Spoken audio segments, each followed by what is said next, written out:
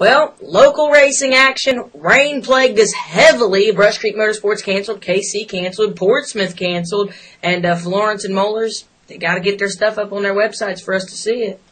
No results that we could get from those two. We don't know for sure if Florence run, but we do. The only feedback we really got is we know that Weasel was racing at Lawrenceburg and they got rained out halfway through the event, and Dave Jamieson did get fourth at Mollers, and that's the only results we actually have. And then we'll go on to the next dirt tracks. All right. I guess we'll leave the dream to the end here. We're going to go sprint cars. Night number 1 at Dodge City Raceway Park, the Boot Hill Showdown, Dodge City, Kansas. Night number 1, Sammy Swindell. You don't normally hear him in the top, so it's great to see him up there. Joey Saldana, Jason Sides, the Madman, Kerry Madsen, and Jason Myers rounding out the top 5. Night number 2, the Boot Hill Showdown. Joey Saldana wins it. Hotfoot Jason Myers in 2nd, Lucas Wolf 3rd, The King, Steve Kinzer in 4th, and Paul McMahon in 5th. So their points look like this. Joey Saldana, Jason Myers, The King, Steve Kinzer in 3rd, going for that 21st championship. That's amazing. Jason Sides in 4th, and Donnie Schatz in 5th. So now I believe we'll move on. We'll go to the last third thing later. The VFW 200. From Michigan for the Camping World Truck Series, Eric Amarola, Todd Bodine 2nd, Kyle Busch 3rd, 4th, Ron Hornaday, and 5th, Austin Dillon. Kentucky Motor Speedway, locally in Sparta, Kentucky, the NASCAR Nationwide Series, Meyer 300. Joey Logano wins it, the 3rd straight in a row at Kentucky Motor Speedway. We're talking like he's Dave Jamieson at Brush Creek. Can anybody beat Joey Logano? Carl Edwards in 2nd, 3rd, Brad Keselowski, 4th, Brendan Gaughan, and 5th, Reed Sorensen. Now the Sprint Cup Series. At Michigan International Raceway, the hell of a good sour cream dips 400. Denny Hamlin wins 2 in a row. Casey Kane 2nd, 3rd, Kurt Busch, 4th, Jeff Gordon, and 5th, Tony Seward. Tom, you got something to say about this race? Not yet. Not yet. Oh, why not? Because it ain't time. Oh, it ain't time. All right, we'll probably talk about this a little bit later. We're going to move on to ARCA Racing at the same place, Michigan International. Racing for Wildlife 200. Mikey Kyle wins at 2nd. Joey Coulter, 3rd. Patrick Shelcha, 4th. Justin Marks, 5th. Frank Kimmel. And Steve Arpin had a blown motor there, but he won one of our Harleys, and hopefully, I told him hopefully he'd do good. He was up at Milwaukee yesterday testing, so hope his career goes good. Now, myself, Tom, and his sister, he likes to call her Moose, we all went up to Eldor Speedway to the Dream on Saturday night. We watched 6 heat races. Well, really, we watched 5 and listened to the 6th one in the car. But it started to rain down there. We had to head home. I really wasn't too happy about that, but hey, they run it on Sunday, and Billy Moyer wins it. Ray Cook 2nd, 3rd, Dale McDowell, 4th, Chris Madden, and 5th, Scott Bloomquist. Now, Tom kind of commented on where Billy Moyer started. Moyer started on the pole. Tom, what'd you think? Well, I usually don't talk this early in the program, but Punky's co-partner and associate or whatever must have went to Roush Racing because he's not here. So I'll help you out here, Punky, but it may not be what everybody wants to hear out there. Let me see. Billy Moyer. He's a good racer, good classy guy, but guess what? He starts on the front row, leads 100 laps, wins it, and I think he didn't lead all 100 laps, but anyhow, he was right there, 1st or 2nd the whole time. Boring. Ray Cook, he was on the front row. He finishes 3rd. Boring. Boring? Yeah, well, now, what about Michigan? Michigan. Boring. If we don't get some, it's more fun to watch bowling here lately than it is to watch racing. I was watching a little bit of the ARCA race, and they lapped clear back to, I think, 4th position, and that was a couple of them had lucky dogs. In Michigan, they lapped clear back to the 22nd position, and the leader had, a 19-second lead on the rest of the cars. If these guys don't start building racetracks that's racy or cars that's racy, people's going to watch bowling and golf on TV. Well, the next track that the trucks nationwide and ARCA go to, Progressive Banking. You can run different spots on the track. It's known for awesome racing, so hopefully Where's that at? Iowa. Well, I don't know that much about Iowa, but they probably do good things out there. But they do. But we're always big fans of Eldora because through the Ohio Motorsports Council, we've gotten to know Larry Bowes, and he's a real good dude and a good promoter. Works for Tony Stewart up there, but man, when you get these kind of races and you start on the front row, and I mean, I don't know. So real quick, what do you suggest they do? Charge less money for the tickets? No, I'm just joking. It was $38. They'd won $100,000, which is awesome. All the other, they had 104 cars start. The other big sanctions like Lucas and the World of Outlaws all didn't race so that their guys could come, which everything's good. They had a crowd, I estimated about 10,000. It was down from the crowds they'd had, but there was weather in the area. But the heats was pretty good. But once you get to the feature, it's just no racing. I mean, whoever's on the fronts. And while we're talking about that, another thing that amazes me, they'll qualify the whole day before, 2 rounds of qualification. So it takes, no joke, it takes the whole evening before to qualify 104 cars. And because they do a 2-round qualifying to try to be fair to everybody. So you do that qualification, and guess what? Don't use it. No, we invert. So they invert on the heat. So all the qualification, as far as I'm concerned, don't mean crap neither. But hey, that's just my negative slant. What do you think today? I thought that, honestly, after listening and you watched the video on it, that it probably was going to be kind of boring. Probably dusty and just... Which that's out of their control because they got rained out on Saturday and had to run it on Sunday. And a dirt day race don't work unless you're in New York. That's the only one I've ever seen that works. Now, but, I don't get this qualifying and pill drawing either. The only thing I could get, and I told a lot of people this, and some of you know that I'm not much of a Tony Stewart fan. Stewart was racing there, and some people said that since he's the owner, he may have just said qualify, because what if I need my provisional, and he would have had to use the provisional if he hadn't gone. And I can't blame this on Tony, because that race is, 16, 17 years old, and they've always done that format. And they're way smarter than we are, as far as that, and they have bigger crowds, and they're doing something right. But when I sit there and think about it, I just think, is our race fans going to watch golf? So, since you don't like this, tell us about the rundown of the format of the Billy Bob. Well, this particular race, and I wasn't planning on talking about this. Now, Punky, your ratings have been going up on this show, but now that you got me helping you, it may go back down. I think the fans really want to hear Kevin, so you're going to have to do something to get your partner back. But he's not joking. One of the races we do in the fall, we call it the Billy Bob, just a name we come up with because a couple guys challenged us to do it. And anyhow, what we're doing is we're giving away $15,000, nothing like the $100,000, and we won't have the car counter. The fans that they've earned that over 55 years at Eldor. But anyhow, what we're doing is we're running 50 laps, and then we're stopping for 30 minutes so we can run out and prep the track, and we completely invert the running order of the guys that finished the race. So if 16 cars finish the first 50 laps, 16th place guy goes back first. Now, the first place guy ain't going to be real happy with us, but somebody's going to have to pass to earn that second $7,500. If that first guy's going to walk off, Billy Moore, you're going to walk off with all the money here, he's going to have to pass some cars. He ain't going to get to start out front. All right, now, what if a guy fails to finish the first race, but he wants to start the second race? Can he start the second race? If he can get his car down while he's in the pits, he just comes on 17th, 18th, respectively. There won't be no problem with that. All right, I just kind of jumped into this, and we'll go to a commercial break and come back and talk about can Brushcreek function without a flagman. Before we get to the no flagman thing, I know a lot of you are wanting to hear that. We're going to talk about what's coming up at Brushcreek Motorsports. So, Tom, what is coming up? This week we're going to have racing, and I'm going to beat Dave Jamieson. Oh, my. I can't really...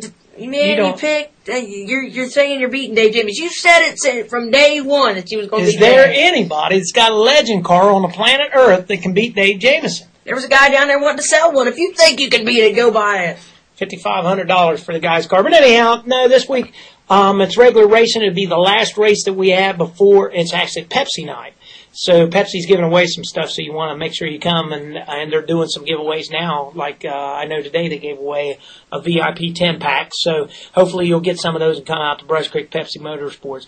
Pepsi Motorsports. You hear that? Man, you're wanting Pepsi. I suppose I'm thinking about Dave Jamieson, but anyhow, the following week we're off, and then we go into one of our big events of the year, and it's the Firestorm 25, and we've got a lot going on that night. That's the dueling fireworks. If you haven't heard us talk about it, you definitely Punky's wanting to tell you. I want to jump in and just say our famous fireworks. You talk to anybody in this area, they probably know about our fireworks. Even if you're not a race fan, they probably don't even know what the first thing about one of them race cars are. They probably don't even know the difference between an E-Mod and a late model, but they come to see the fireworks. They know the fireworks starts at 10, don't Yes, they do. They know, and they're lined up and down the road, but you can park in the field. $10 is all it is.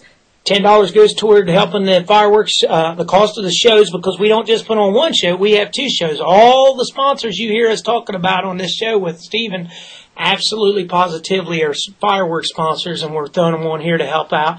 But it's two different fireworks companies going at each other. Winner stays for next year, loser goes home tail tucked, and we bring in a new company next year. Plus, we got 4 jumping houses for the kids. We got the Australian race going on that night. We got the bowling, since we figure everybody's going to quit watching racing. And we're going to race in bowling. We're going to put barrels out on the track, and we're going to knock them down. We're calling it Racers Bowling. We're going to do a burnout competition. We got so much stuff I can't even remember what it all is. And I'm going to beat Dave Jamieson in front of the biggest crowd we've had so far this year. If we got good weather, I'm going to beat Dave Jamieson that night. You want answers? I think I'm entitled. You want answers? I want the truth! You can't handle the truth! This time I wonder if you're thinking we can't really handle the truth or this guy's lost his mind. It's come up a few times at Brushcreek Motorsports and other tracks we've been at, whether or not a track can operate efficiently without a flagman. So Brushcreek Motorsports exploring the idea, and what we're thinking is we're going to put a couple bright clear strobe lights at the flag stand. And the way this thing would work is, with the old days, I think it probably would have been a challenge to operate without a flagman. But today, with race receivers and the electronics that we all used to have, it's getting to be a different beast totally when it comes to racing, whether it be NASCAR or clear down to us down here at the dirt track. And even when you go down to go-karts and all that, they all use the transponders just like we're all using now. But the thought is, when you come to take the green, you know exactly where you can start. It even says start here at Brushcreek, so you don't forget. And so we actually are in the infield, and our race director is up on top of the bleachers in a building, and we're all watching to make sure there's not a jump start or something like that. So when the light comes on, we can do that no problem without a flagman. So the race director turns on the green flag, and we go to racing. Let's say that a caution comes out. So yellow flag normally would be displayed, but any time that the cars are anywhere but coming toward the flag stand, we're not going to see them anyhow. You're going to see lights. So we're going to see red lights, or yellow lights in this case, displayed around the track. Or now it's going to come on your receiver.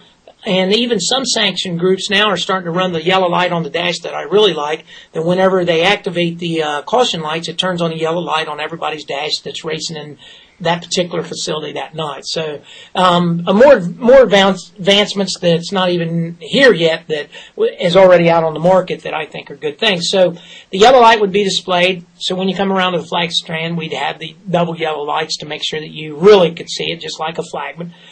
If you had let's say you're coming down to the white flag. Well, then we'd have our double strobe lights come back on so that the traffic or the cars would know that that it's a one lap to go, and they would race back to the checkered flag, or in this case there wouldn't be a flag, so they'd race back to the checkers, but we would have all the lights flashing at that point, green, yellow, red, and the strobes to indicate that the race is concluded and the winner is done past the flag stand. Yes, Punk? I believe that in the Formula One, when I seen it, or not Formula One, but the Le Mans, in the at the 40 or 24 hours of I believe it was Le Mans, they waved every flag. Every track official got out on the track that had a flag, and they all waved when they was coming to the checkered flag. So, I mean, that'd be just like running the Le Mans when all the lights come on. Well, and there, what Steven's saying, they got enough lights there that obviously you can see the flag stand and the flagman, but if you're on a road course, you can't see the flag stand. And if you're at Talladega or Daytona and you got a 2.5 mile racetrack, you can't see the flagman anyhow. It's just something we've started years and years ago, and it might be a good thing for Brushcreek to lead and change. Just like our Australian race, just like a lot of the things, like a layover flag. Layover flag's a joke as far as I'm concerned. So you lay over and let the guy pass you. I mean, that's kind of like giving up like a weak sissy. You may as well go to the pits. I mean, that's what that flag should say. Go to the pits. But anyhow, and I know if you're the lead car, you always think that everybody should pull over and let you go by, but I just don't see it that way. at Brushcreek Motorsports, we always try to make the calls. We're not perfect. As Jody at that daggone DRC, he's been filming our races here lately, and we're thankful to have him. It makes it better for the fans and the drivers. It's a lot of fun to go back and mess with Dave and Dave Us and all these guys chatting on his page, but sometimes it shows that our calls aren't quite as good as we think they are. We need instant replay like Tony Stewart's got up there at Eldor now. But and I know a lot of guys wouldn't like that, but they absolutely had it this weekend at the Dream, the instant replay right up on the screen. So we make the calls, so we would still make the calls. Lineups would still be done by the receiver the way we do them now. And, and we're not perfect at it by no measure, as some of the guys would tell you. But as we get used to these tools and drivers get used to these tools, it will be the way the future is. Just like football, instant replay. When they first started doing that, they are getting baseball. But that's just my thought on that. Hope I didn't take Punky's ratings down by going over it, but that's where we're at. We like trying some new things at Brushcreek, so it's not the same old, same old. Just like the Australian race the wrong direction. What's wrong with that? Okay, hopefully the ratings don't go down, but we're going to start getting a little wild here. We're going to vamp it up. Who you picking for the late models this weekend? Oh, so you want late models. That Chad Smith, he's been pretty darn tough. We had the little Dean Boyd thing. Everybody's been on DRC now and watched all that, chatting and going crazy over that. I don't know if they got a history or not, but anyhow, that was Dean Boyd and who's the team? It's Mike Myers. Mike Myers, yeah. But anyhow, the late models. I'm telling you, my main man Mark Morrison's going to win. He's so close every week. I'll take Mark.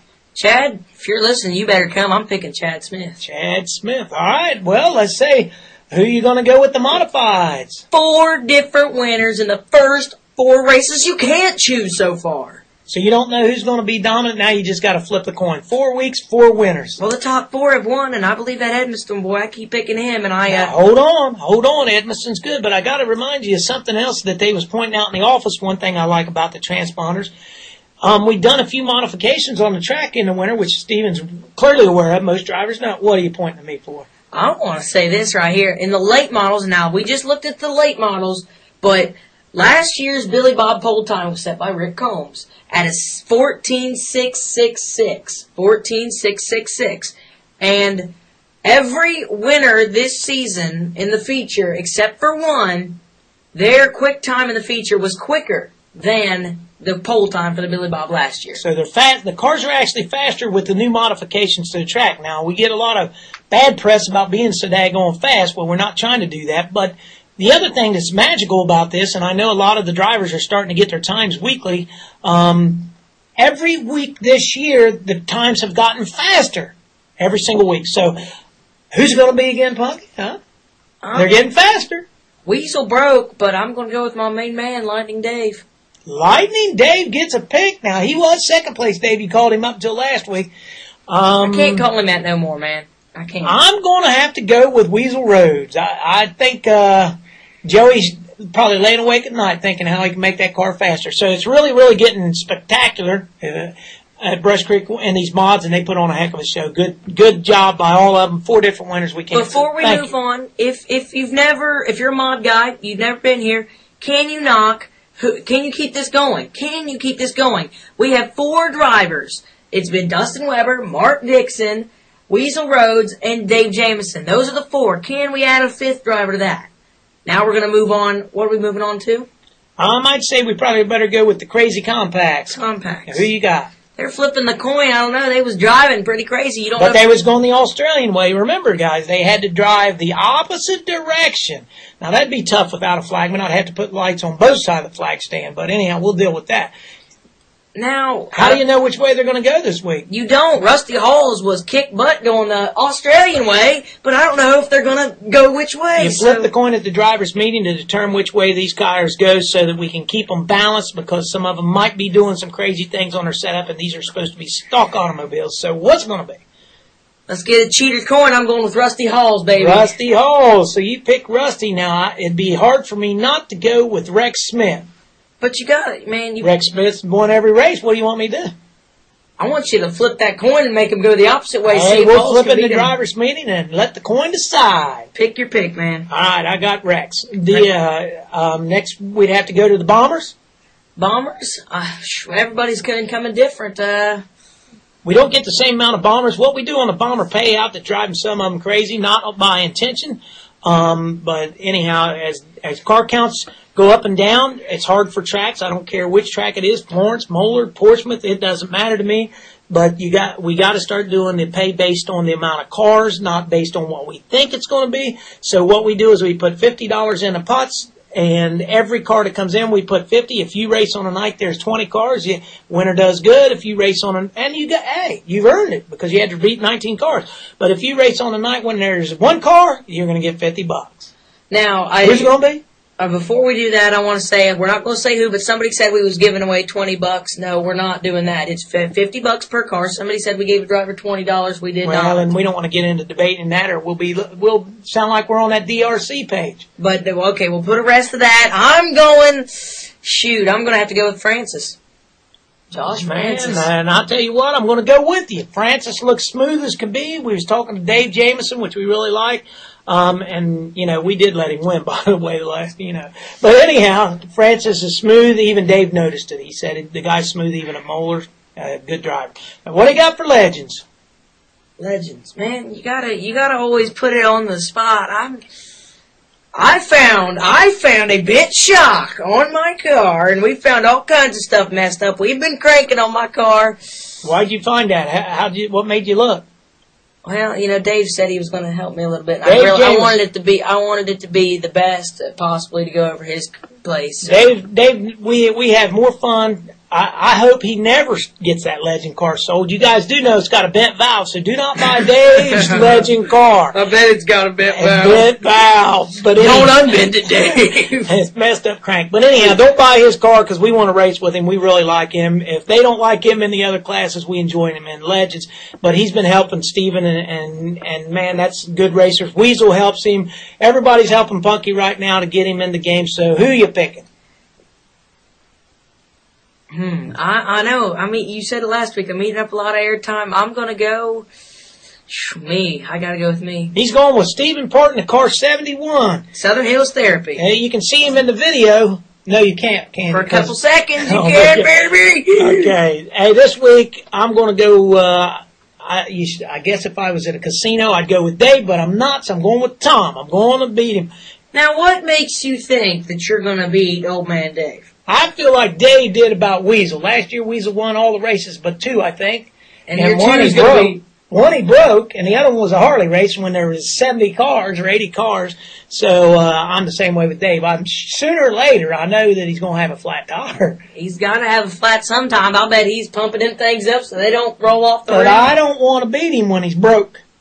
Oh, man, you don't want to beat him when he's broke. No, but we're having a good time out of it. We're lucky at Brushcreek to have all these guys and these personalities. We got a few of them that want to stick a fist in each other's nose once in a while, but these other guys, hey, man, we're having fun with them. We wish we had time to get to know them all. All right, we got about a minute here left. Talk about just the big dates coming up. Not just at Brushcreek, but in the Southern Ohio area. Well, I would say you'd have to go. Portsmouth's going to have a 5,000 to win modified race. Portsmouth's going to have a 20,000 to win late model race. That's killer for Portsmouth. 2 Lucas Oil TV races at Portsmouth. Awesome. Portsmouth's good track, good bunch of people up there. Well, maybe not the Southern Ohio area, but West Virginia Motor Speedway's got the North-South Florence. Florence. That's a big one coming up. Of course, you'll have the World 100 coming up. You'll have the Billy Bob coming up at our place. Heritage. The Heritage, where we give a brand new V-Rod to a driver, and Punky's telling me to get off the air. Well, I was going to say West Virginia Motor Speedway, Hillbilly 100, and Dirt Track World Championship. Look them up. Thanks for listening to the Brushcreek Motorsports Racer Report. Make sure you listen next week, and we'll definitely be talking about the Australian Fireworks. Australian Firestorm. Thanks for listening. P.S. This song's dedicated to you, Dave, living on a prayer.